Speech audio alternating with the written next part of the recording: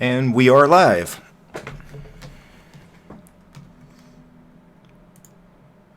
Okay, guys. What today is going to be is just Open Chat Monday.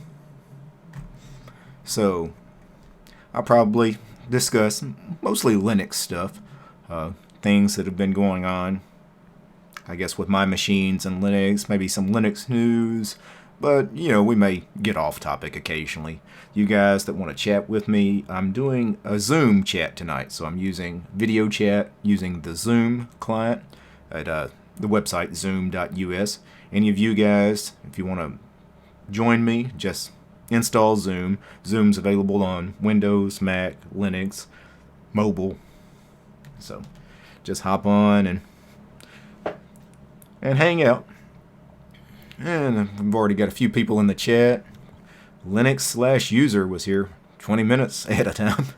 Mr. F is here. How you doing, Mr. F? Ansem, Paul. Paul says howdy. Katrina, good evening. How you doing? Gray Hasroot says greetings. Eris, hi DT. Tandrius, DT, good to see you. Thanks. And then Chuck Harrington says hi. Tim F says hey bro. So I've been playing around with Zoom. I did a stream using Zoom a few days ago, and it kind of caught me off guard. I'm using the free version of Zoom, and apparently there's some kind of time limit. It's a 40-minute time limit is the best I was able to get. And it's not triggered right away. When I'm by myself in this video chat, I'm not being timed, and I don't think it times you if there's just one other person. Because the other day we streamed for an hour and 10 minutes before it killed the stream. I think what it is after the third person enters, then they start timing you. Starts timing the meeting here.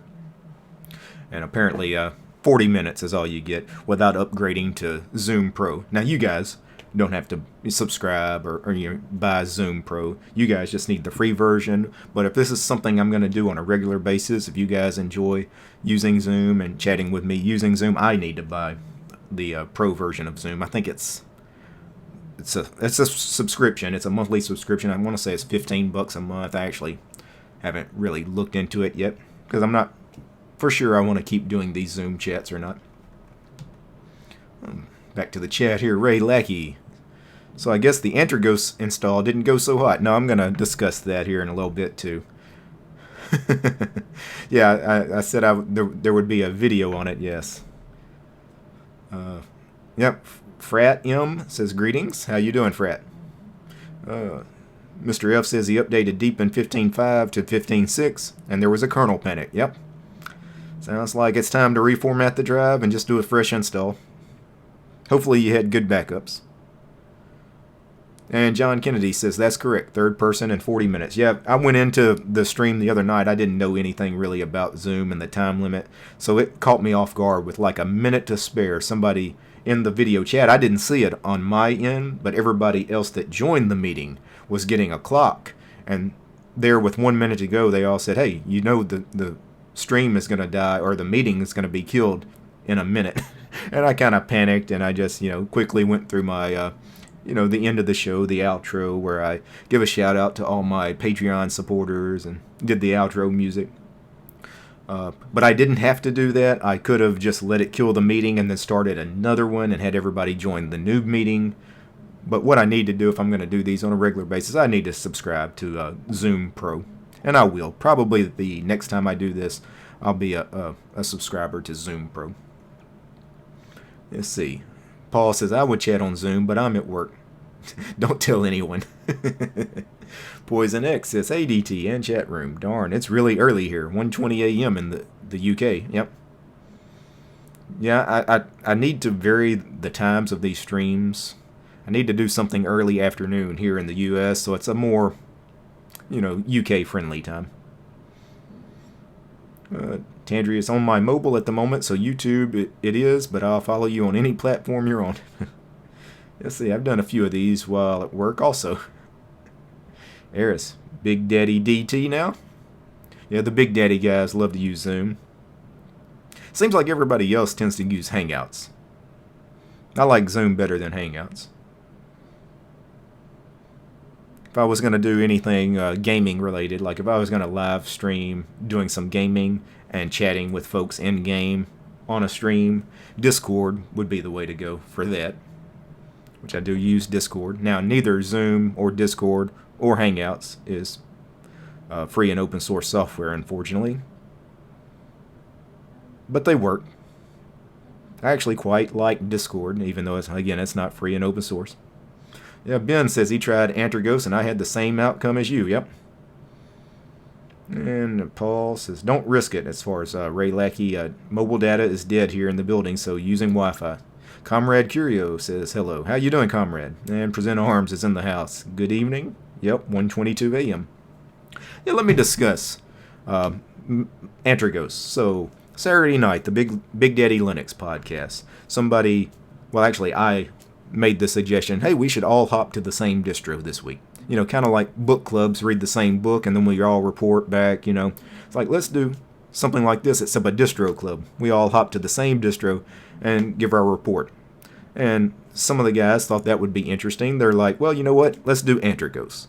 And then Antergos offers 8 different desktop environments and window managers during the install. Let's each choose a different window manager or desktop environment. So, of course, you guys know me. I said, okay, I've got OpenBox. And then one of the other guys wanted GNOME, somebody wanted XFCE, somebody wanted, whatever. Nobody wanted Deepin, I don't think, or Cinnamon. But anyway, so, I committed to it. So the next day, I planned on hopping on my laptop. My laptop had been running Solus for the last 2 months, so I'm going to install Antergos. So I went through the installer. For one thing, I hate the Antergos installer anyway because it's a net install. It's slow. It is so much longer to install something like Antergos because it's a net installer than something like Manjaro, for example, which you download the ISO. Everything's already on the ISO. It doesn't have to pull down anything from the web. But you know what? I can deal with it if it takes me 30 or 45 minutes for everything to download from the internet. It's not the end of the world. But the installer, if you chose OpenBox as the desktop, the installer failed every time. I tried it 2 different times. And because it's a net installer, it starts pulling things down from the web. It goes for like 20 or 30 minutes and then error. It doesn't give me a code or anything, or a message. It gives me installation failed, code 0. Well, what the hell is code 0? Doesn't give me any information as far as what package it was trying to install. Was it, a missing dependency? What was the problem? So, reformat the drive again, go through the installer again, and basically, same thing happens. It goes through the installer a little further, but in the end, it still fails. So I'm like, okay, it failed twice on my laptop. I decided to try it in a virtual machine just to make sure, it wasn't just this machine. So I did it in a VM on my main production machine. The OpenBox Antergos would not install in a VM. So you guys, if you're wanting to try Antergos OpenBox, don't bother. The install is going to fail and it's going to frustrate you. So I wasted a couple hours trying to get that thing installed. So finally I'm like, well, I told the Big Daddy guys, I'm going to install Antergos. And I was going to do OpenBox. Well, Antergos does offer a base install. What is the base install? Well, it's still a net install. It takes a little time, but at the end, all you have is basically a base install. You have no graphical environment of any kind, Xorg, LightDM, whatever desktop you want. You have none of that stuff. It's basically like you're doing an Arch install. You did an Arch base install, and at the end, you have a command prompt. And you have to install every single thing you want on your system. And that is what I did on this laptop.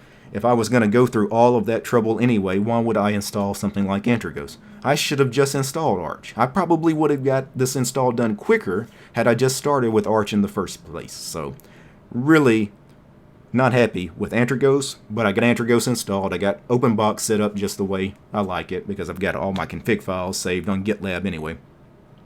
But would I recommend Antergos for somebody looking for an easy-to-use Arch-based distro? No, absolutely not. Manjaro is light years ahead of Antergos as far as the install process. Anyway, that's my take on that. Let me get back to the chat. I kind of went off on a rant there. So, yeah, Present Arms says he's having good feedback on his distro. Present Arms does a great version of PC Linux OS with the Trinity desktop environment. You guys should check that out. Yeah, Frat says, I've been running Antergos for almost 2 years. It's been stable and great. Yeah, I'm sure it's going to be stable now that I've got it installed. I mean, it's basically Arch. It's 100% Arch compatible. So, yeah, I've got no problems with Arch. I love Arch. But Antergos, I mean, what makes Antergos Antergos is all the extra stuff they put on top of Arch. Mainly the installer. The easy install, which sucks. So, it's not that easy and it's not that fast. Alright. And if you're going to offer 8 different desktop environments and window managers and your installer, make sure they all work. If some of them don't work, don't have them in the installer. They shouldn't even be an option. So, I'm sure if I had chose the GNOME edition of Antergos, which kind of seems like their maybe flagship edition, it's the first one in the list, I think. I'm sure GNOME would have worked. Cinnamon, I'm sure, works because that was how Antergos got its start, was CinArch, the old CinArch distribution. But the OpenBox edition just will not install. Yeah, Jitsi seems like a viable multi-chat solution. Yep, and it's open source, I believe. So something I might check out at some point. Jitsi. Let's see. Leor is in the chat. How you doing, Leor? Yeah, hi DT. First time on the chat. Love your content. Running Manjaro. Yep, so am I on my main production machine. I'm still running Manjaro. Speaking of which, because I was running Manjaro on my main production machine and Solus on the laptop, and I knew I had to install Antergos for this review this week, I was thinking, you know what, I don't want to put Antergos on my laptop, because I've got Manjaro on my main machine, Antergos on the laptop. 2 Arch-based Linux distributions? No. So I thought about just keeping Solus on the laptop and putting Antergos on my main production machine and wiping out Manjaro. I'm so glad I didn't do that. When I saw the installation fail on this laptop, it was a sigh of relief because I dodged a bullet. Because if I would have blown away my main production machine and had the problems I had, I would have been really upset. Alright. Yeah, Ben says, well, sadly, Frat, I had nothing but issues on Antergos. Yeah, and you know what? A lot of people have shared that same sentiment. I've had a couple people tell me Antergos didn't run well for them. Of course, I've had people tell me Manjaro doesn't run well for them, and I've never had a problem with Manjaro, so I guess, you know, different distros for different folks, different hardware. I don't know. But every time I've tried to install Antergos, I've had problems. Even some of the virtual machine installations I've done and reviewed on the channel, some of them didn't go, you know, just perfectly smooth. There were some hiccups along the way. Yeah, did you install from the minimal ISO or the live ISO? Live ISO. I did the minimal ISO. Because I didn't need the live desktop environment. I wasn't going to take a look at a live desktop environment. You know, I just wanted to run through the install. So I did the minimal ISO, that 700 megabyte download. So, yeah, patience is a virtue, says Paul. Very true. And, yeah, don't use the net installer. Well, is there a different installer to use? Because if Antergos has a different installer than the net install, somebody point me to it. Mumble is a decent open source voice chat for games. Yep, I should take a look at Mumble. Yeah, you know, I should shop around a little bit and take a look at some of the open source alternatives. Let's see, the live ISO installs in under 15 minutes, usually close to 10. Okay. And does it have all 8 desktops on it, or is it still, does it not have to download anything from the internet? Let's see, yeah, the Antergos installer, what a flat joke, yep. Even on Ethernet, yeah, and that's another thing. So, laptop, it's Wi-Fi, of course, right? Well, you guys, if you've ever done a pure Arch install, which again, I had to do the Antergos base install, which at the end, is like Arch. You have a command prompt and nothing else. I've got no internet. So I have to start reading the Arch wiki, set up the Wi-Fi, and go through all that, which I've done before. It's not a problem. I can do that. But I was planning on nuking this machine, you know, 15 to 30 minutes being done, and I spent half a day on this install. Now, if I'd went into it, you know, doing like a pure Arch install and knew I was going to have to spend a little bit of time, that's one thing. But when I'm installing what is supposed to be a user-friendly Linux distribution, you know, I shouldn't have to spend hours trying to get your distro installed. And Peter says, hi, Derek. Hi, Peter. Good to see you.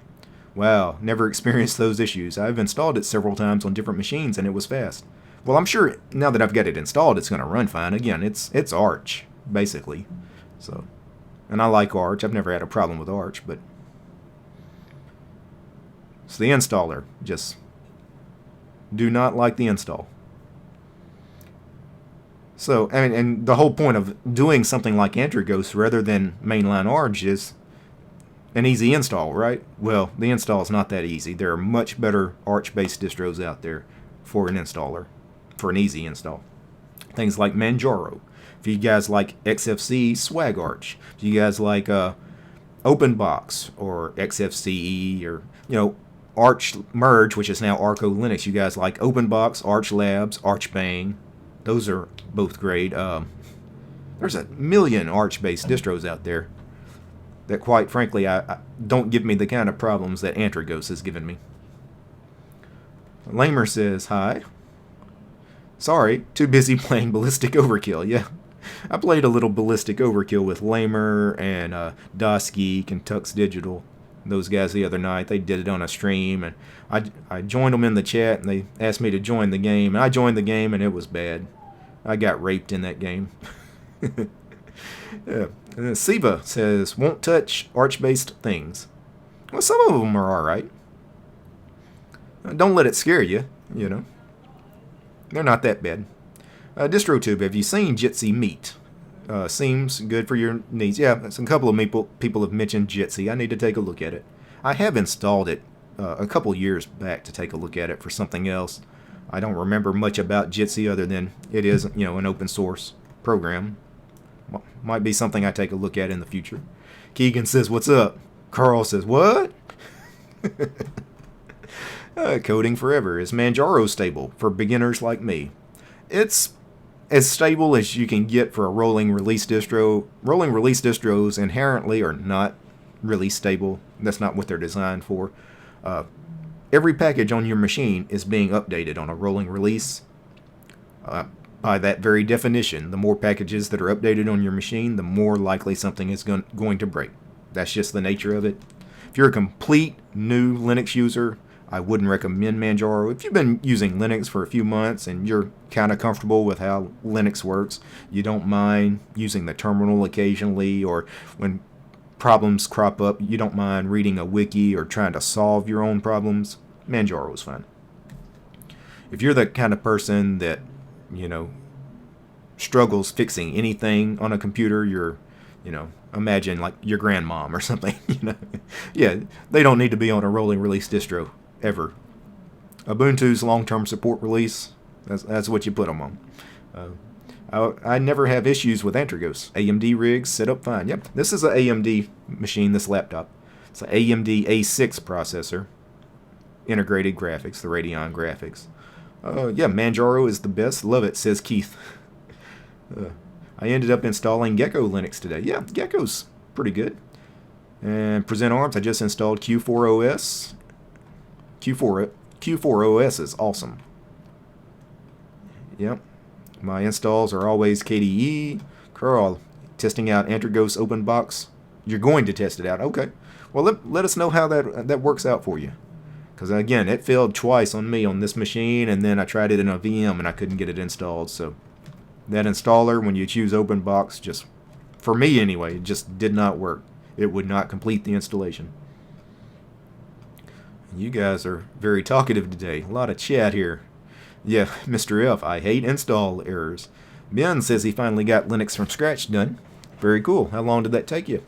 I'm sure you'll say further in the chat. I've got a lot of chat to catch up here. To me, Antergos on XFCE and KDE is awesome. Yeah, I'm sure the main desktop environments probably work. They probably just don't focus a lot on their OpenBox edition, so that's probably the problem. If I'd installed GNOME or KDE, I bet it would have been fine. Yeah, Ben says 3 to 4 days on his Linux from scratch. Yeah. Peter, noob question. Best way to add color to man to make it more readable? To a man page in the terminal? Well, I mean, you can adjust your terminal colors in a variety of different ways depending on what terminal you're using.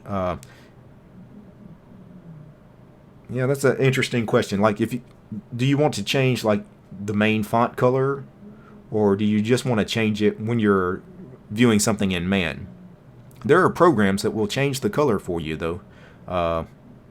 Some funny programs like LOLCat, and I'm sure some of the other guys in the chat will recommend something. But there are some programs that you can pipe something into to change the colors in the terminal, just for that one command. If I think of something else later for you, I'll be sure to say something about it. There is a net installer and a GUI. Yeah, the Live ISO does not use a net installer. Okay. Well, maybe I should have tried the Live ISO. So it may just be the net installer that's the problem. The net installer with the OpenBox edition doesn't work. So I finally get my System 76 Lemur laptop back. Nope, we got somebody joining the chat. Said, well, and then they drop back out. Yep. Yeah, it usually has 8 desktops, the Antergos installer. So it says bin. Jitsi Meet is open source video conferencing. Yep. I'll give Jitsi a look one day. Alright, I'm trying to catch up on the chat here. If people join the video chat, I may have to just leave the actual YouTube chat for a little bit. I may not be able to keep up with all the chat. Yeah, Mr. Hef says, yeah, man, and then the pipe symbol, LOLCat. Yeah, that would work. That would give you the LOLCat colors. It's like this rainbow effect of colors in the text. You may just want to change it to one solid color, and I think LOLCat can do that if you give it some flags. I couldn't tell you offhand what those flags are, but I'm sure there's documentation on it. If you install LOLCat, read the man page for LOLCat. Yes, Siva says, I don't really like rolling because I like to leave maintenance on my system to a minimum. Okay, leave maintenance on my system to a minimum. Yeah, I can understand that. That's the way I used to be before starting this channel. I used to only run stable distros. So. Yeah, hi there. Lots of people think Debian SID is unstable, but it really isn't. I've never found SID to be all that stable. I've had some breakages using SID before. But a lot of people tell me it's stable. I don't know. A lot of people tell me Arch. They've had problems with Arch, but I found Arch to be pretty stable. Gentoo, people tell me Gentoo is stable, and a lot of the Gentoo-based distros I've tried to run, they've given me problems as far as, like major breakages. I don't know. I guess some of us are lucky, and some of us aren't when it comes to these rolling release distros. Sometimes it just seems everything works great for months or even years. Sometimes you'll go a week and then, Xorg breaks on you. Or, Grub gets wiped out. Or even worse, you get the dreaded kernel panic. Yeah, if you want to add color to the terminal, go sudo nano, and find color. Yeah, to your pacman.conf, your config file. Of course, that's assuming he's using a Arch-based distro. I wasn't paying attention to the chat, and I didn't see what distro he was running. Silent reboot. Put .dir colors files in your home folder. Yeah. Of course, you could, change the colors in your terminal on some terminals with your xresources file or your xdefaults file.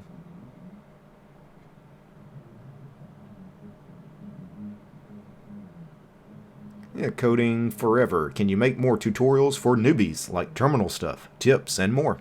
Yeah, that's in the works. I would say most of the stuff I do on this channel is kind of geared to newbies. I don't do anything terribly advanced. Even when I record an Arch install or that Gentoo install I did a few weeks back, it's not like a newbie is watching that and it's just completely lost. I mean, I try to kind of explain what I'm doing. Those things, it doesn't take it like a rocket scientist to do most of the stuff I do on this channel. Yeah, does anybody else use the same distro at home and at work? Oh yeah, I'm sure probably a lot of people do that. Well, I don't know. Probably not a lot of people actually use Linux at their work. But it'd be great if more people did.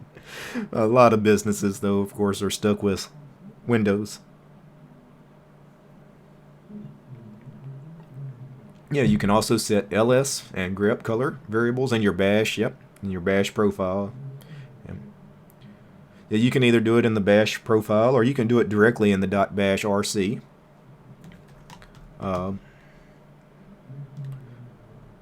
But the correct way, yeah, would be to put it in separately in a bash profile.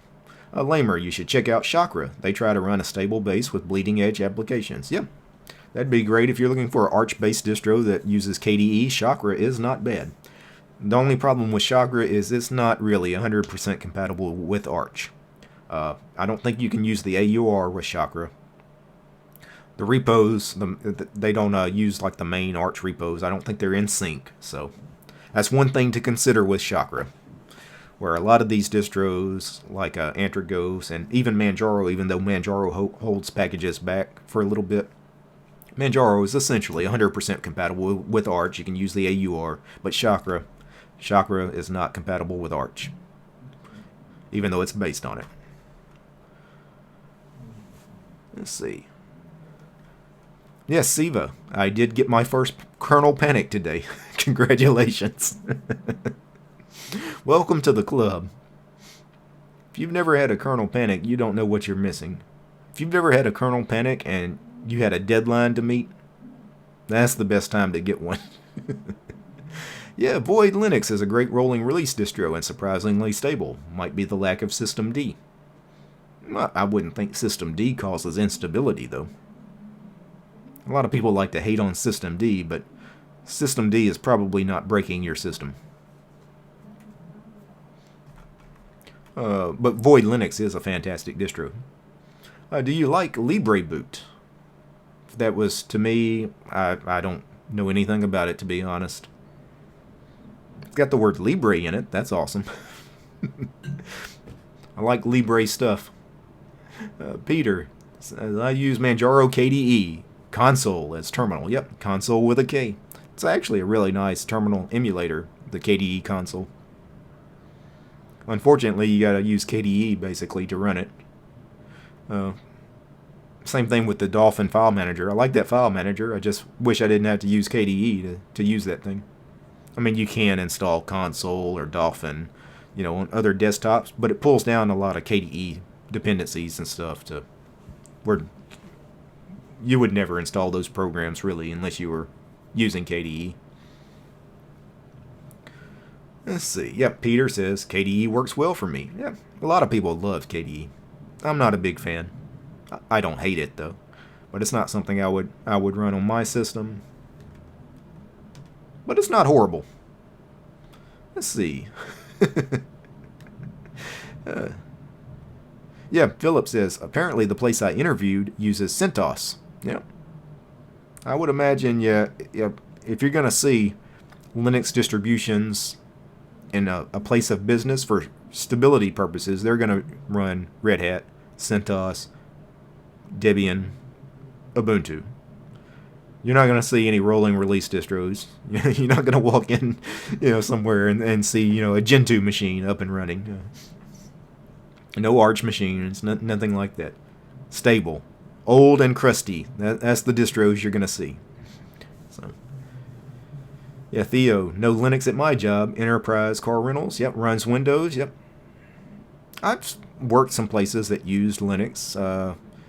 I worked at a place that Red Hat was on their machines. They were using some servers that ran Red Hat. Of course, I've worked at a lot of places where they were using Windows. Sometimes old versions of Windows, like 98, 2000. I mean, there's a lot of businesses out there, actually, that are still on those really, really old Windows, and I don't know why. Yeah, Lamer says, I don't care if it runs System D as long as it works. Yeah. My last kernel panic was at least 10 years ago. Wow. You know, I haven't had a kernel panic on physical hardware in a number of years now that I think about it. I've had it in some VMs, so of course I do so many VM installs. I'm more likely to get one in a VM because I don't hop as much on physical hardware, obviously, as I do in a VM. Yeah, there's a ton of Qt dependencies. I love my KDE 3. You talking about Trinity present arms? Yeah. Plasma for the win. You know what? Plasma is better than it used to be. I'll give it that. I love the new Plasma 5 desktop more than KDE 4. KDE 4 was such garbage.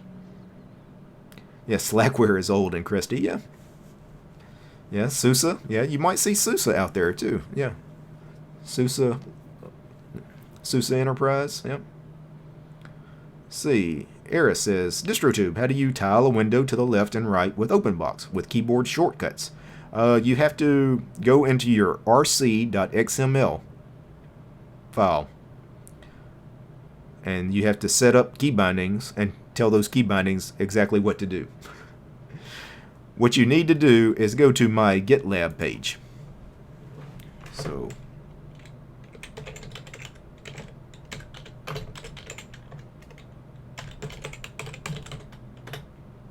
let me, if I can type right.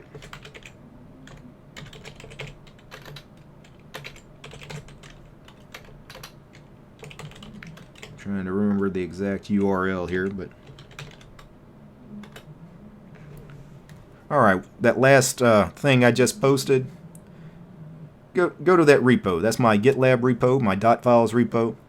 There's a folder called .config. In that .config folder, there's a folder called OpenBox. Check out the rc.xml file. Yeah, thank you for posting the link there, Present Arms. And you'll see exactly how I get some tiling done in OpenBox. I would show you on my machine here, except I don't have it OpenBox installed on Manjaro. I'm still doing all tiling window managers on my main production machine. Although I should, now that challenge I was doing is over, I should put OpenBox back on here, at least to have an OpenBox session. I could show you remotely, I guess through something like TeamViewer on my laptop that's running behind me. But I'm not sure how that would go over on the stream. But you guys have seen how I can do some kind of tiling with OpenBox. I've done videos on that before. But yeah, you need to set all that in the rc.xml file. And it's not that complicated. Again, just copy what other people have done in their config files. A lot of these config files, you know, it's not like you have to write them from scratch if you don't know what you're doing. Just go to somebody's GitHub page or my GitLab page or whatever and borrow somebody else's config file. And take things that you like from their config, leave the things you don't like, find somebody else's config, take the stuff you like from their config, and eventually you'll have a config that, you know, is kind of unique in your own. Yeah, Carl says he's never used the Qt terminal. Yep. It's not bad. I've used it a little bit on distros that use the LX Qt desktop environment. Sometimes they'll install the Qt terminal as their terminal. It works just like any other terminal emulator. I'm not sure if it's, you know, anything special or not. It's just a terminal. Yeah, Tony says, I knew a large bank that was using Windows 2003. Wow. This is the only chat room I get along with people, says Mr. F. It's a friendly room here. By the way, any of you that want to join on Zoom, feel free to join me on Zoom if you guys want to get on video chat here. The good thing is, since nobody has joined me this whole time, we're not on the clock yet. It's not until a couple of you guys join me that we have a 40-minute time limit. You guys want to join, though, the link in the description is to this meeting here. You can join this video meeting here that I'm in. Yeah, Keegan says, I've seen computers at hospitals and doctors' offices that store confidential medical records that use XP. Oh, I hope it's not any of the hospitals I go to. Keith says I'm running Plasma right now, and it is crazy buggy. About to try OpenBox. Yeah, I mean, Plasma has bugs. I mean, I had issues when I tried to run it. Screen tearing. I had problems with the panel. Things crashing. And we got somebody trying to join here. See, hi, I'm Zaza. This is your first time using Zoom, Zaza. You may have to go to the settings and choose a camera if you have a cam. If you don't have a camera and you just want to chat with me on microphone, you may have to configure your audio. Should be an audio setting where you can choose the audio input. The first time you use Zoom, it's a little tricky to get this set up.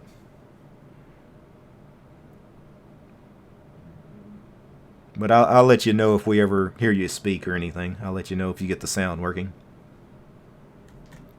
I want to continue to read the chat for a little bit while Zaza sees if he can get Zoom up. Yeah, Slackware is a great way to learn Linux. Yeah. Carl says KDE was total garbage a while back. Yes, it was. Those early versions of KDE 4 were so bad. Plasma 5.12 is quite nice, yeah. And they consider 5.12 their LTS, their long-term support version of Plasma. Yeah, Jonathan says, I haven't used OpenBox in about 4 years. Well, guess what? That's basically the same OpenBox that you used 4 years ago. Not much changes with OpenBox. That's why it's stable. It's not like there's a lot of development that goes on with it. It's not like it needs a lot of development either. I mean, it is what it is. It's a very light, fast window manager. That really doesn't do much else other than it's a light, fast window manager. That's all. It's not trying to do any extra stuff. I mean, it doesn't even come with its own panel or dock. You have to install, a third-party panel if you want to use a panel. So it's basically a window manager. A window frame is all OpenBox is, and a right-click menu that is very customizable. But that's it. You get a right-click menu, and of course, the border around your windows. That's OpenBox. If you want more to your desktop environment, then you have to install some other stuff. If you want a compositor, you have to install Compton, usually. Most people install Compton anyway. That's the compositor most folks go with. If you want a panel, Tent 2 is the one I like. A lot of people like Polybar. If you want a dock, something like Plank would work. You could even do the LX panel from the LXDE desktop. There's not a lot of dependencies with the LX panel, so it works. Yeah, you learn more from building Gentoo than Slackware. Yeah, probably, because the Slackware install is not a hard install. Now, maintaining Slackware might be a... Hey, we can hear you. How you doing? Good, yourself? Oh, pretty good. So, is it Zaza? Yeah, it's Zaza. That's what I asked my username too. How's it going, man? Oh, that's cool. So what are you running, sir? I actually run on my main SSD Windows 10 on an NVMe. I know. I'm gonna get hit. No, that's fine. I expect actually a lot of people that watch me, I know run Windows. Yeah. So I mean, I run Linux Mint on my second SSD, and I used to run Pop OS, the 17.0, the Wayland one, and I didn't enjoy it, so I switched over to Linux Mint, and yeah, I've been using that for all my security things, banking, emailing, etc., etc. Oh yeah. If you're dual booting, I wouldn't do any kind of sensitive information on Windows. That's true, actually. That's very true. Yeah, and even going beyond just viruses or the potential of being hacked, Microsoft itself, of course, spies on you. So I mean, yeah. there is built-in spyware. I mean, they've kind of had to admit that with Windows 10. So that Microsoft pretty much monitors everything that goes on your system. So it's quite sad what happened with Ubuntu, but I mean, it is what it is. I mean, it's not that it's a big thing. It's just that I think that they're with the way that business works, that Ubuntu is going to latch on like that, because Ubuntu is really stable. Yeah, one would argue. Yeah. But Windows 10, I just really wish it wasn't malware. It technically, well, what Ubuntu's doing is a little different because they're upfront about what they're doing, and the information that they're gathering, they plan on putting as out there in the public. I mean, it's going to be, they're going to, I guess, release it publicly. Here's what we've gathered. Here's the stats we got from everybody. That sort of thing. They're not tracking IPs. They're not accessing personal files on your system. It's a little bit different than what Microsoft is doing, where they don't even tell you what they're doing, but it's pretty scandalous what they're doing. If any of you guys are wondering what exactly Microsoft does on your system, I mean, you're never going to know exactly everything they do, but just read the EULA, the End User License Agreement. If you've ever taken the time to read that document, it will scare the hell out of you. Yeah. It looks like Present's trying to join here. Hopefully he'll be able to get his audio and video working. Looked like you were struggling a little bit, probably with the audio. The audio is always The audio was fine. It was it was just press the join button. I didn't press that. Yeah, no, I don't know why. okay. Yeah, we can hear you, Present. Hey, how's it going, man? excellent, excellent. All right. Sorry there, Zaza. I sort of interrupted you. I do apologise. Sorry, man. So you're on Windows 10 right now on the stream, Zaza? Yeah, I'm on Windows 10. Okay. And Present, what are you running? Well, I'm running my Trinity, my PC Linux OS. Yeah, I was setting you up for that. Yeah, absolutely. Yeah, I eat my own dog food, as they say. Oh yeah. Make sure you post a link in the chat sometime for anybody that wants to check out Present Arms. Yeah, will his, do, will do. His Linux distribution is direct link if they like. Yep. It's PC Linux OS with the Trinity desktop environment. If you guys like something that's a full desktop environment but very light, very fast, Trinity's great. It's the old KDE 3 desktop that was forked and continued when KDE went to KDE 4. Yeah, Madhouse is asking, isn't there a site they made with everything they collect information on? Talking about Canonical, there probably is. I know they were going to release off all that information. Basically, what Canonical is collecting in the installer, they want to know when they ask you, do you want to update your system during the install? They want to know who actually ticks that on.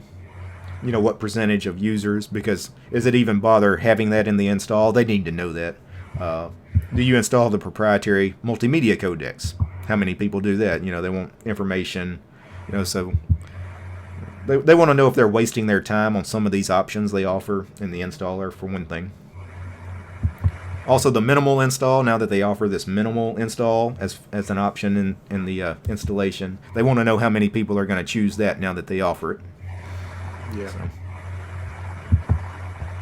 The only thing with the Ubuntu stuff, though, that I don't like is, it's kind of a opt-out.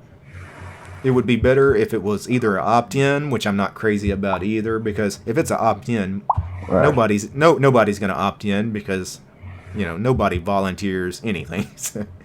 But it would be better if it was a yes or no question, like, hey, would you like to be a part of this? You have to read what you're agreeing to, yes or no. And you can't go to the next screen of the install until you choose either yes or no. I think that would be fine. Yeah, the opt-in would have been a nice option for the really, really I'm trying to think of the word. I don't want to be harsh, but for the people that are very I can't think of the word. Brain fart. Paranoid. It would have been nice, but I do get it, because you would not get any information. And it's nice to have that information. It's Well, like, it's not just the paranoid people. I mean, just most people are so apathetic to helping out, like with bug reports and stuff like that. Yeah. If they have to opt in, you're not going to get any information. 5% of the people that install Ubuntu are going to opt in. Maybe it's going to be such a small percentage of users. I understand why they chose the opt-out way, but again, I think there's a third option that they just haven't explored, and that is, hey, do you want to do this? Do you not want to do this? You have to choose. Yeah. The only reason I I actually have Windows 10 on this computer is because I play a lot of games. I play like Yeah. League. I play PUBG. I love my video games. You know, I'm. If you're familiar with tech, what's it called, Level One Techs? Who? Doing that Level One Tech, that YouTube. Oh yeah. They're Yeah. doing the I've seen Looking them. Glass thing with the VM and Windows 10.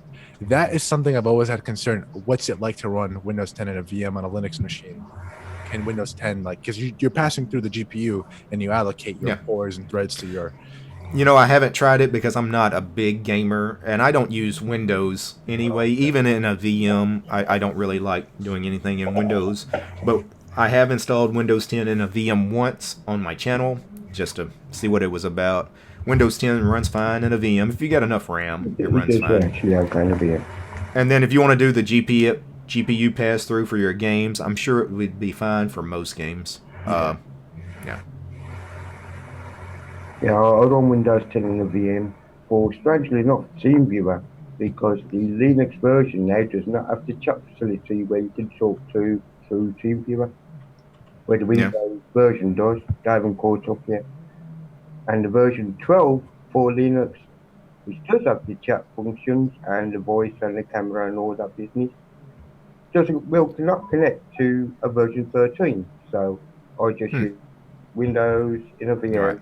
and I push the audio and video can through VMware, basically through VirtualBox, I should say.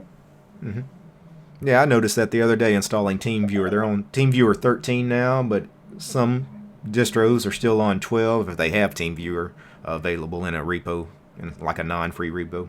Most aren't going to have TeamViewer in their official repos because, of course, it's not free and open source. So. No, true, but yeah, it isn't a very on piece of Linux OS. It's just an update install, if it's not a problem. Let's see. You know, looking at the chat here, yeah, Lamer says right now Zoom is configuring, so he's trying to get Zoom installed to join us here. And by the way, when you joined Present Arms, you made the third person in this meeting. We have a 40-minute time limit because I'm on the free version of Zoom. Yeah, as am I just downloaded the tar.gz because I didn't trust But that's fine. Well, I've actually been streaming almost an hour anyway, so we've got at least another half an hour here. So that's cool. Yeah. But if you guys, start seeing a timer tick down, with just a few minutes to go, warn me a little bit because I'm not going to see it on my end. Oh right, okay. That way, when Zoom kills itself, I'll know what happened. I know it wasn't my machine or something. It was just the timeout. Yeah.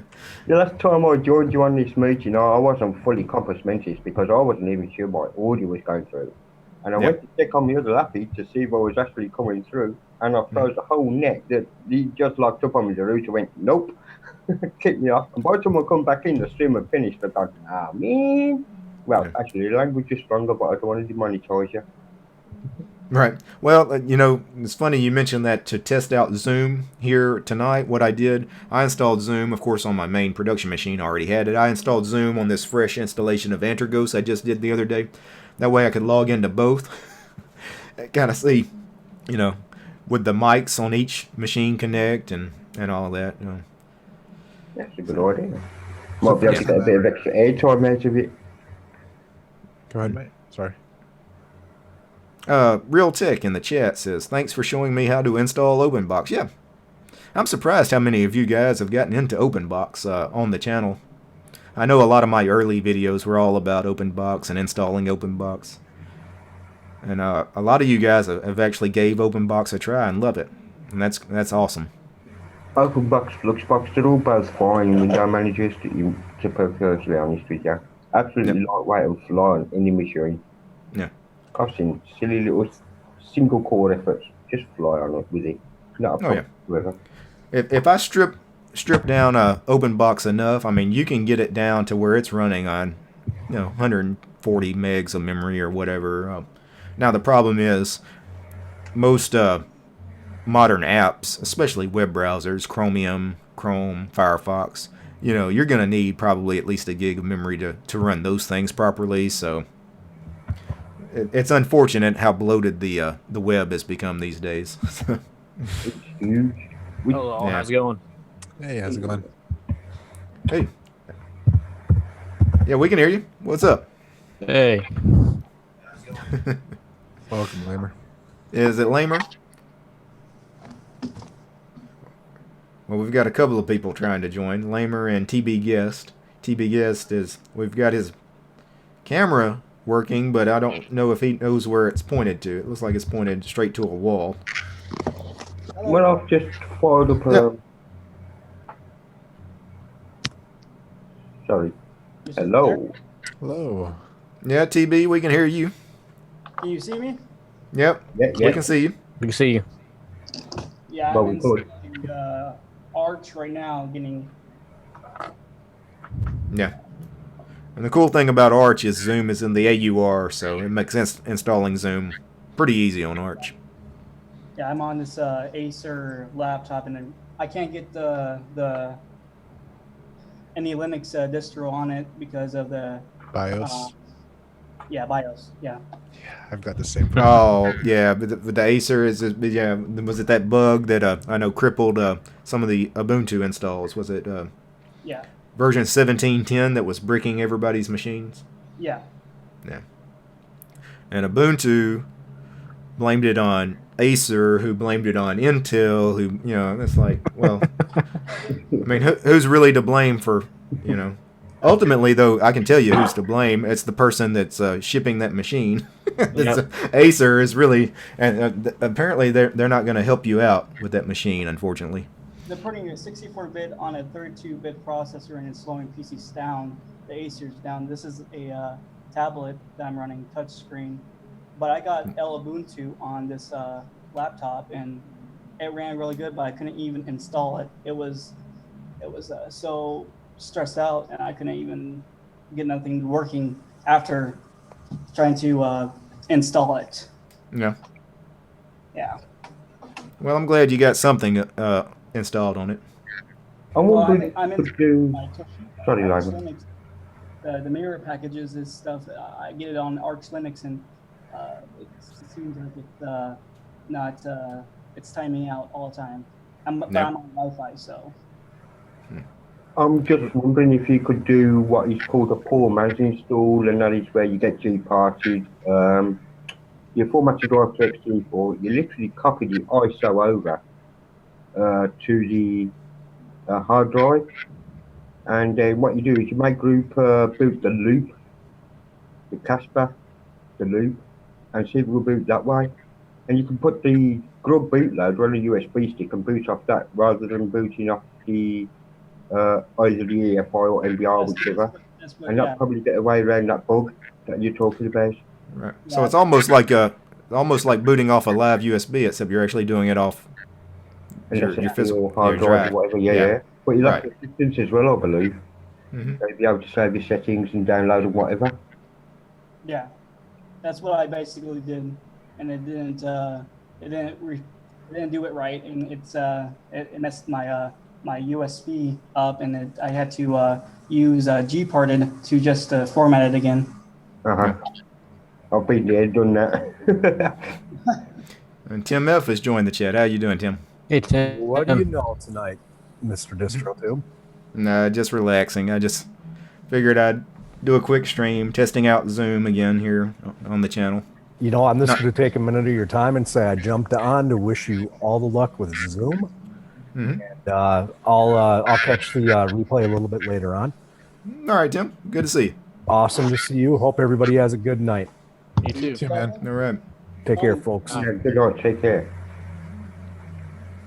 I want to get off here. I'm going to install Arch right now, and thank you for having me. Okay. Hey, TB, if you want to kill the camera, just hit stop video, and it'll kill your camera if you don't want to be on camera. Yep, you're good now. We can still hear you though, so if you don't want to be heard, you need to mute as well. Okay. But if you want to chat with us, just keep the mic open. Well, if you guys are okay with me being on, that's fine. Yeah, you can hang out. There's no problem.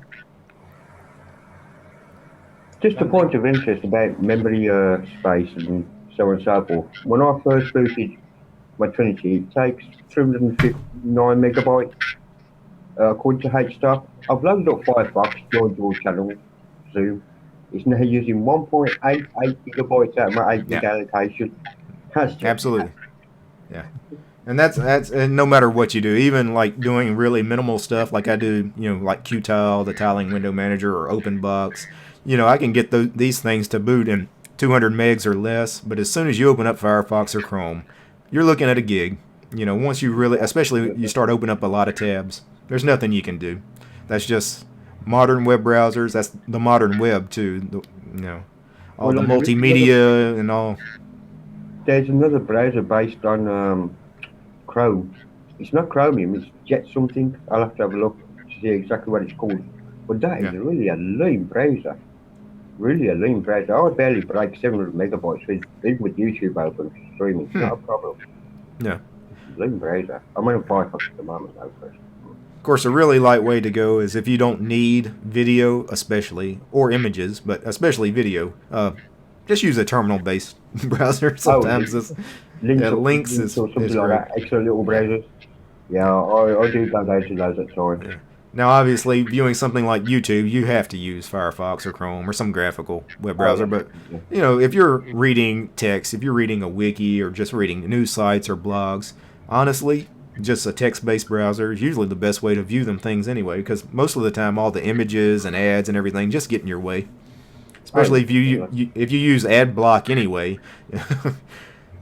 There's no ad block in a text-based web browser because that stuff doesn't show. No, it's no JavaScript is or anything. Right. All basic JavaScript at the most. Yeah. Yeah, to me, I can't use i3 or any of the terminal, a window manager, sorry, and I just can't use it because I got like a bad memory of commands, so I gotta stick with the desktop environments. Yeah. Yeah, they take some getting used to.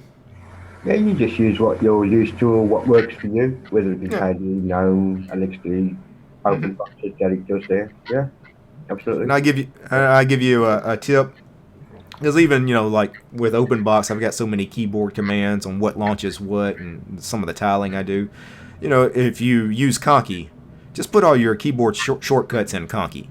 Yeah, Just stick that thing on your desktop, and then if you forget a command, hey, how do I kill OpenBox? Well, in my Conky it tells me Control C, whatever. Yeah. But I did use your OpenBox video, and it actually helped me use OpenBox a lot better than I used to use it. Yeah. What's the best browser for text editing? Text editor. For a like a text-based web browser, like in the terminal. Yeah. Well, there's several. I use Lynx. Lynx with a Y, Lynx is the one I use. A lot of people use W3M. That's another good one. It's in everybody's repos. Both of those are in everybody's repos. Browser is that Pacman, or you have to install the with No, just if you're in an Arch, sudo pacman-s W3M or Lynx or eLynx, any of those. With your Here, I'll type the name of the programs in the chat. Any of these that I'm typing will work for you. Those are all text-based browsers.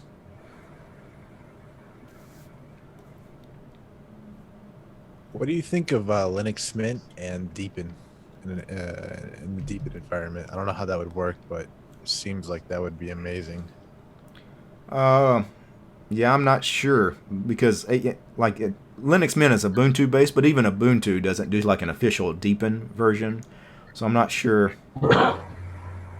If I was going to run Deepin, I would probably run Deepin on a distro that is actually built around the Deepin desktop environment. So if you don't want to do Deepin itself because it's Chinese and it may or may not be spyware, Yeah. I'm not that concerned with it, but I understand why some people would be. Manjaro has a Deepin edition. Antergos has a Deepin edition. There's a few different, yeah. If you do a search on DistroWatch, you can filter distros by what desktop environments they use, and just filter with a Deepin, and it'll return, a few different distros that use Deepin. See, I'm just going by what they said. I'm pretty sure the store is the only one that's the spyware part, but it's like the Google, like that Google ad thing. Yeah. Well, it wasn't really spyware. I mean, that was. Yeah. Clickbait, yeah. It's basically web analytics that they use in their Yeah, that's what I'm trying to figure out. software center. That's because their software center is basically a website. Of course, Yeah. it has analytics. But the desktop is not. Right, the desktop's not doing anything, Yeah, and to me- it's all out there under the GPL. I mean, it's all open source software. If they were really doing something malicious, we'd know. The beauty of open source, you can always look through the code and see what's what and see if anybody's sending it into any HTTP or HTTPS on the slide. It's all there. Yeah, somebody in the chat is asking me, am I going to take a look at DWM, a tiling window manager called DWM? Yep, eventually.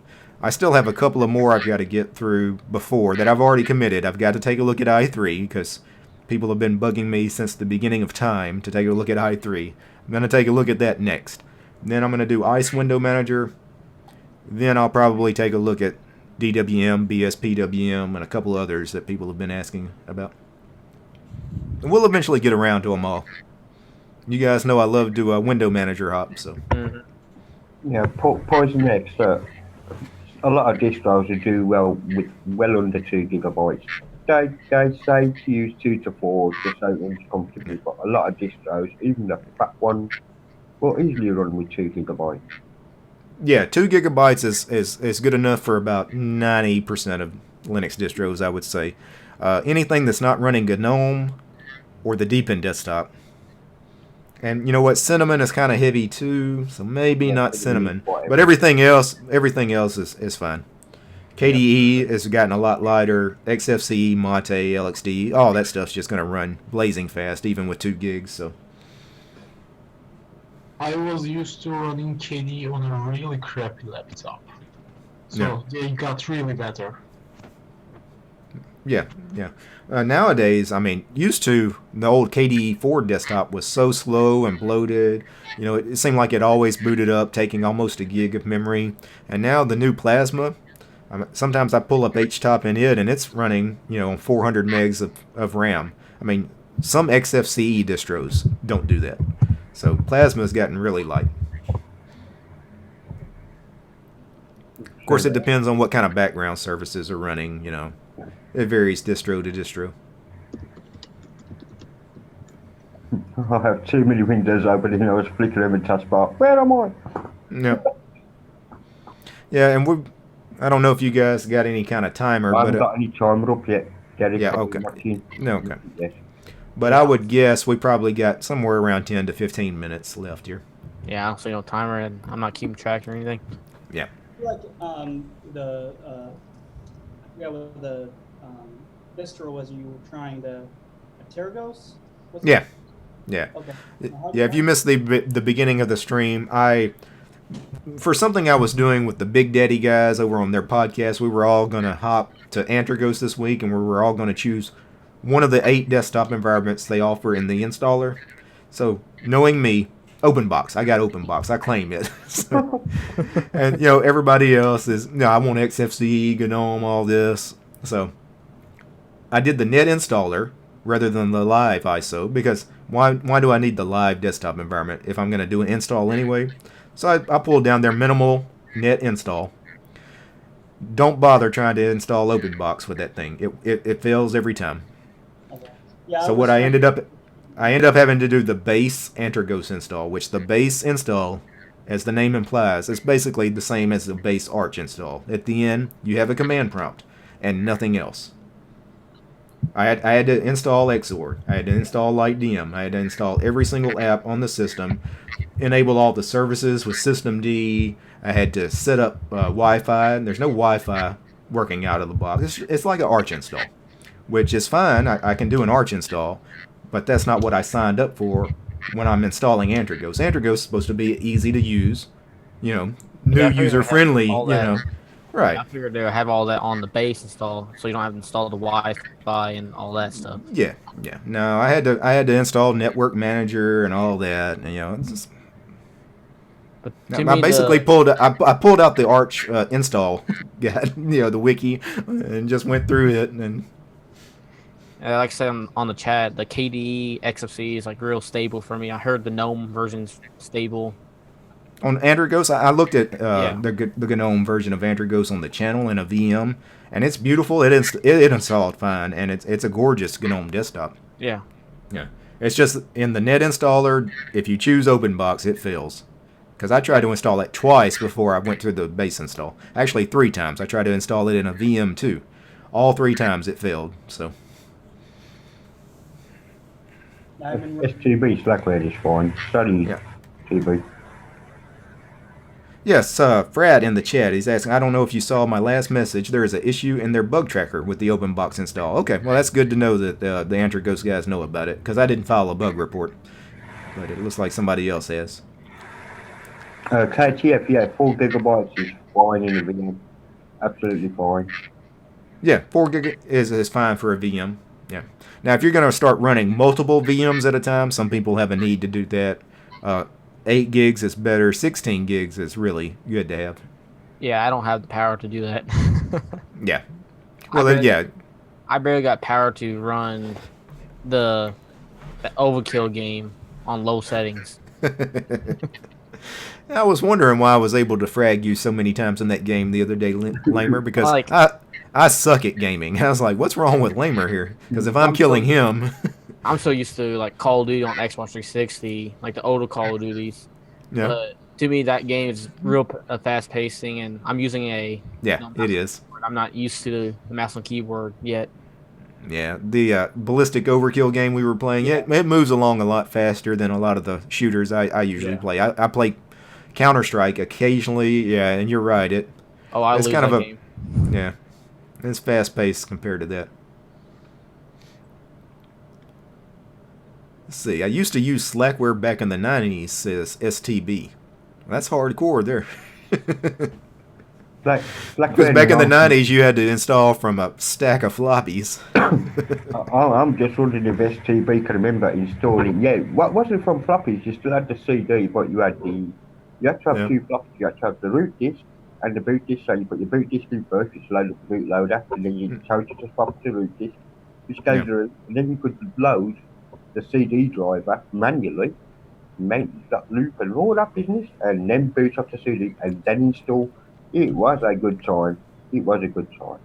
Oh, I've had people suggest on the channel here that I should go through some of these old Linux installs. I'm talking about from the 90s. You know, it would be fun if you would do that on the channel. It's like, why? Why go through all that pain for something nobody even runs anymore? Nobody would ever run. You know, Not supported and all that. right. I can't do that. I'm not going to subject myself to that kind of torture. They won't So- even probably run on modern CPUs. Yeah, what was that?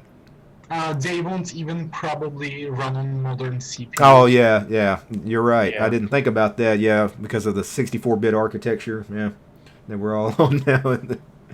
Yeah.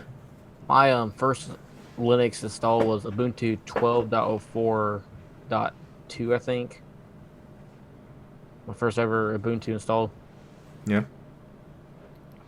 My first distro that I installed to live on in a desktop. Now, I played around in Linux before that. Was the one I installed on physical hardware to live in the first time was 804, I think, Ubuntu. So that was really kind of when Ubuntu was starting to become really popular. Like you started seeing it in like mainstream, like tech publications and stuff. And that's when I thought, well, it seems like other people are actually living in this thing on their desktop. Before, I would have never considered Linux as a desktop daily driver. I Used it had on servers, but I had a old Windows XP computer, and Microsoft, they dropped my product key. So I tried to call them saying, hey, my product key was dropped, and they just kept selling me Windows 8. So I decided to try out Ubuntu 12.04, and it was all right, but the machine was a little too old, and sometimes the graphics on it would kind of like flicker a little. Mhm. Which I tried Ubuntu 12.04, and it ran pretty smooth. Still a little flickering on the icons, but it just ran smooth for Yeah. the desktop. well, it's not surprising that Microsoft tried to sell you something over the phone. Yeah. But Windows 8, they were trying to sell that. Well, it was like from, I think 2016, maybe less than that. Okay. That was old, long time Yeah. ago. Yeah, I would have tried to talk them into maybe giving me 7, but they can keep 8. Yeah. Which I tried 8 a long time ago. It's a bad OS, actually. Yeah. My favourite Windows of all was actually Windows 2000. I just didn't like that OS. Don't know why, but it was just, compared to now, it's just lead. Yeah. It was just The best Windows version was 3.11, Windows for Workgroups. It seemed like everything past that was. I mean, Windows 95 was when they really started trying to copy a lot of what Macintosh was doing. You know, they started copying like the trash bin with their recycle bin and everything. Yeah. And then it just got progressively worse with each release of Windows. No, that's true. That's true. Yeah. To me, Okay. XP was the best. I just got the alert. We've got 10 minutes. Please upgrade to a paid It's not account. that one, And next time I do one of these, I probably will go ahead and do the paid account. I'll pay them $15 a month or whatever for Zoom for these, because it would be annoying to do these on a regular basis and always be killed after 45 or 40 minutes, and then we all have to join a new meeting for 40 more minutes. What happens if we go 40 more minutes and then have to join a third? Yeah, It's not bad at all, actually. yeah, 40 minutes. $15 a month is Yeah. not too bad. I don't mind paying them Assuming for it's their open service, source. and it seems like a good product. So The Big Yeah, Dad doesn't use it. working well. yeah, Big Daddy does it on his channel. Yeah, it seems pretty good. I like this better than Hangouts. Yeah. Yeah, because And, Yeah, saying Win95 copied ours to Warp. Well, there were a joint venture between IBM and Microsoft at the time, where they were both working on their both projects at the same time. So you will find a lot of OS2 Warp code in Windows 95 and vice versa. Yeah. Quite true. Windows 95 was not horrible as far as when we're talking about good versions of Windows. Windows 98 really wasn't that bad. Windows 2000, I wasn't a big fan of it. XP was the last version of Windows I ran. Windows XP was not secure at all. It was the most insecure operating system. We have a joke around here. Only thing keep you secure in Windows XP is your door lock. Yeah. The only thing that could keep you secure in Windows XP is if you were not connected to any other machine at all. Like if you were on any kind of network, you were getting infected. You were getting hacked. You were getting infected with Trojans, spyware, ransomware. You were getting about 15 different toolbars installed in Internet Explorer. I had that happen once. It was horrible. Which I was younger when I used it. Yeah. And their file system. People talk about how Microsoft is this innovative company. They're still using NTFS as their file system. That came out with Windows 3.1 back in whatever, late 80s, early 90s. 3.5.1, yeah. Yeah, so they're still using that file system 30 years later, basically. In fairness, it's like the XT file system there, Jericho, where they've made improvements. We've got XT2, 3 and 4. The 3 and 4 aren't that similar. NTFS has more or less done the same. They've added to it. And it is backwards compatible with earlier versions of NTFS. But if you're in an old checklist on, say, Windows, even Windows 8 or 8.1, it could just fail. It just doesn't know what to do with the extra extensions. It goes into 3.5 you're right. Yeah.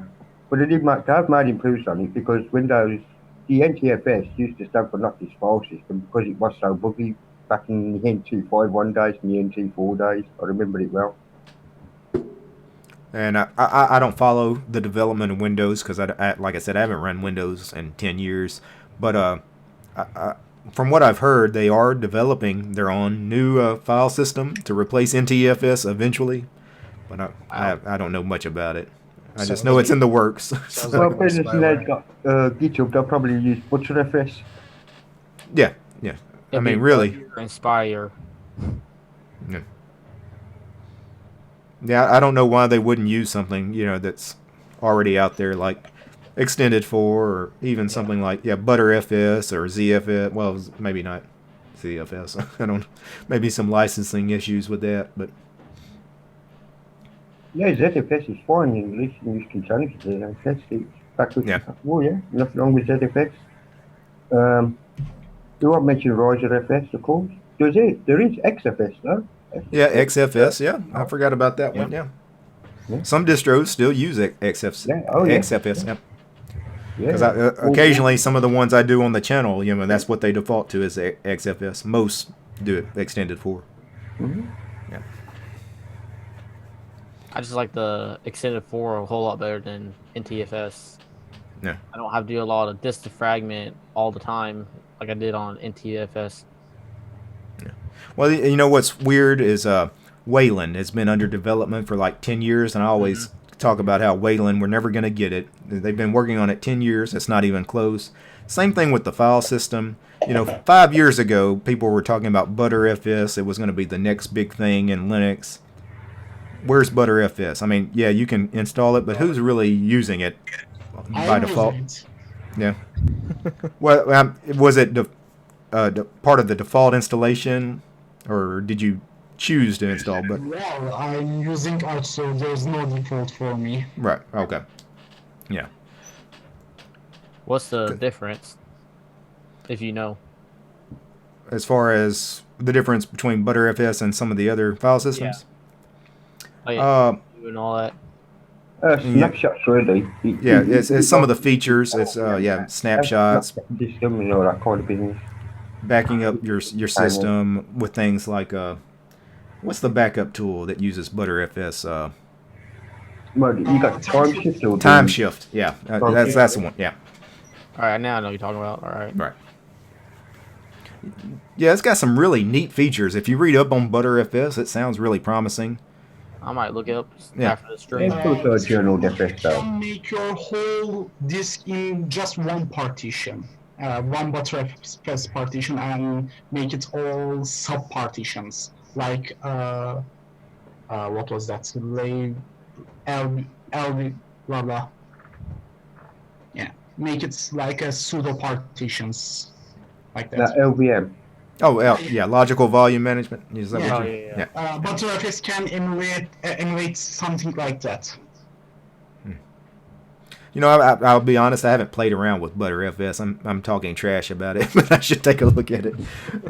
Yeah, I think, if you was going to do a partitioning scheme, like most people use a separate home partition, I wouldn't really Yeah. recommend ButterFS for that particular. No, I probably wouldn't do ButterFS for my home user data because File systems, and if it goes wrong, you snap straight back to the previous install. Job Yeah. done. I mean, if you want your data to be really secure as far as no crashes, no loss of data, I'd probably do my home partition anyway as an extended for. Yeah. Yeah. Because it's proven, that's why everybody uses Yeah. it, Yeah. Yeah, when I first started at Linux, they just recommended to use extended 4 Yeah. for everything for me. Yeah. Well, guys, we've only got about 2 or 3 more minutes here, so we're gonna kill the stream here another couple of minutes. I do want to thank you guys for hanging out here. The next time I do one of these, though, I will go ahead and upgrade to Zoom Pro so we can chat all Thanks for night. having me. Yep. Oh, That's good. not the plan. Yeah. Why don't each of you take a second, give a final thought? Zaza, you got anything to say on our way out? To be honest, I love the fact that your channel has been blowing up these past couple months. Appreciate I it. really thank you for your content, and you've been dedicating your time to this. Like, it's amazing to have. It's like this. really like a second full-time job, really. I mean, but appreciate it. Yeah. Thank you for Yeah. your dedication, man. Yeah, and if we do this again, yeah, come back and hang out with us. We'll Present. do. We'll do. Yeah, hello, matey. Yeah, just thank you for the stream and everything's been great. Yeah, I always follow you, as you know, Derek. Not a problem. Yep. Yeah, and everybody check out Present Arms distro is Trinity PC Linux OS. Lamer. I remember when your YouTube channel used to be a small channel, then next day later it's like grown fast. Yeah. The first couple months I did this, I mean, it grew. I mean, I started with nothing, but it took me about 2 months to get to about 400 subscribers, and then like the next month, I had like 1,500. It was like, all of a sudden, and then it's like 1,500 subscribers every month. So, that's like just the way it works. Yeah, you catch on eventually, I guess. Yeah, It's like someone said on the chat, rolling on 10K subs right now. Yeah, probably next month. I'll probably the way things are going, because I think I got over 2,000 subs this past month. So, Yeah. Mhm. Any other final thoughts, Lamer, before it kills itself in about a minute? No, that's pretty much it. All right, appreciate you, Lamer. GK, you got anything to say as we head out? Well, actually, I don't have.